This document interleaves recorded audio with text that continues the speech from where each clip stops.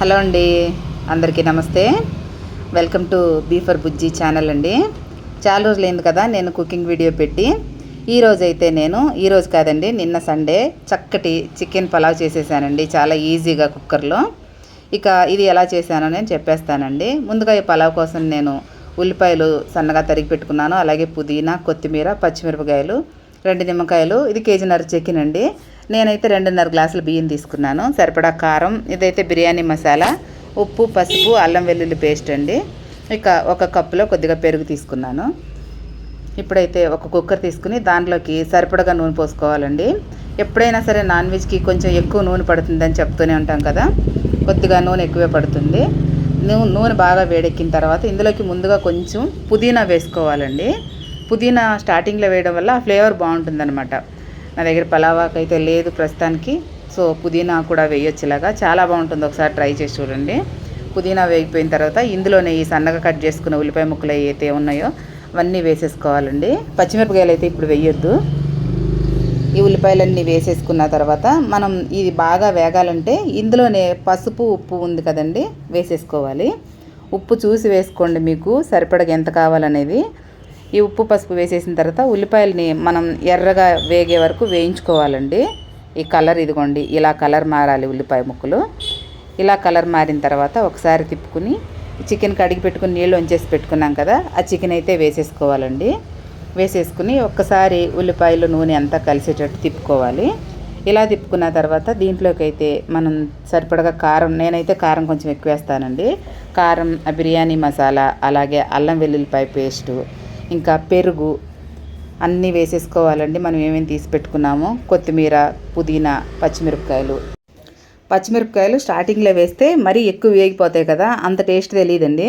ఇప్పుడు మనం ఇప్పుడు పుదీనా, కొత్తిమీర వేసుకున్నప్పుడు కూడా పచ్చిమిరపకాయలు వేసుకుంటే ఆ ఫ్లేవర్ మనకి తినే ముందు కూడా బాగా తెలుస్తుంది అనమాట, వాసన అనేది మనకు తెలుస్తుంది.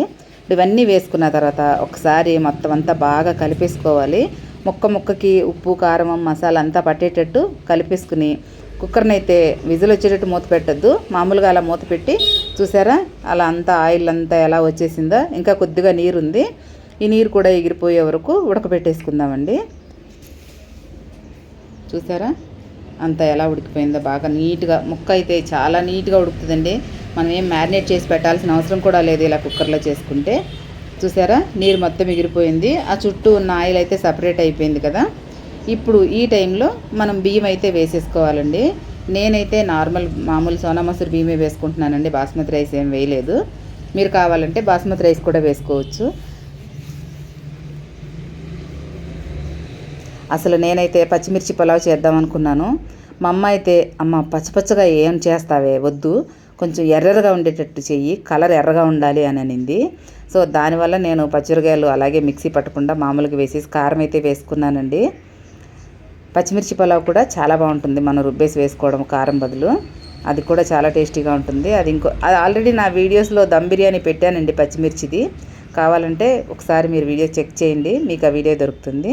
ఇప్పుడు మొత్తం ఇలా కలిపేసుకున్నాం కదా మనం ఈ పలావ్ని. ఈ కలిపేసుకున్న తర్వాత మనం నీళ్లు సరిపడగా పోసేసుకోవాలండి. నేనైతే 1కి 2 పోసేస్తున్నాను, సన్న బియ్యం కదా. బాస్మతి బియ్యం అయితే ముందుగా నానబెట్టుకుంటే 1కి 1.5 వేసుకుంటే సరిపోతుందండి. ఇప్పుడు ఈ స్టేజ్లో మనం ఒకసారి ఉప్పు చూసుకోవాలి. ఇప్పుడు చూసుకుని సరిపోకపోతే కొద్దిగా వేసుకోవాలి. నాకైతే సరిపోయిందండి. సో నేనైతే సరిపోయింది కాబట్టి కుక్కర్ మూత పెట్టేసి 2 విజిల్ లేపించానండి. ఆల్రెడీ చికెన్ బాగానే ఉడికిపోయింది ముందర. 2 విజిల్కి అయితే నాకు అన్నం చాలా నీట్గా ఉడికిపోయిందండి. ఒక్కొక్కరు ఎక్కువ వేయించుకుంటారు, అవసరం లేదు అసలు, ఎందుకంటే మనం ఆల్మోస్ట్ చికెన్ ఉడికిపోయి ఉంటుంది అప్పటికే. చూసారా అయిపోయింది, అంతా ఆవిరంతా వెళ్ళిపోయిన తర్వాత మూత తీసి చూస్తే చూసారా ఎంత బాగా ఎమ్మిగా కనిపిస్తుందో. ఇప్పుడు దీని మీద సన్నగా తరిగిన కొత్తిమీర, అలాగే ముందుగా నిమ్మకాయలు అయితే తీసి పెట్టాను కదండి, దాని రసం, 1 నిమ్మకాయ రసం అయితే వేసేసి దాన్ని అలా ఒక 5-10 నిమిషాలు అన్నం కలపకుండా అలా వదిలేయాలండి. అలా చల్లారిన తర్వాత ఇప్పుడు గరిటె పెడితే అన్నం నీట్గా వస్తుంది అనమాట. మనం వేడివేడిగా ఉన్నప్పుడు గరిటె పెట్టి తిప్పేస్తే ఏమవుతుందంటే అన్నం అంత మెత్తగా అయిపోద్దండి, కుక్కర్ కదా. సో కొంచెం చల్లారిన తర్వాత మనం ఇలా బాగా కలిపేసుకుంటే కొత్తిమీర, నిమ్మరసం అంతా కలిసేటట్టు చూసారా ఎంత నీట్గా కనపడుతుందో. టేస్ట్ కూడా చాలా అంటే చాలా బాగుంటుందండి. ఫైనల్గా నేను చేసిన చికెన్ పలావ్ అయితే ఇలా ఉందండి. టేస్ట్ మాత్రం చాలా బాగుంది. ఇంట్లో ఉన్న వస్తువులతోనే చాలా సింపుల్గా చేసుకునే చికెన్ పలావ్ అండి ఇది. మీకు కూడా నచ్చితే కనుక ఒకసారి ఇలా చేసి చూడండి. మీకు నచ్చితే కనుక నా వీడియో లైక్ చేసుకుని నా ఛానల్ సబ్స్క్రైబ్ చేసుకుని నన్ను సపోర్ట్ చేయండి ప్లీజ్.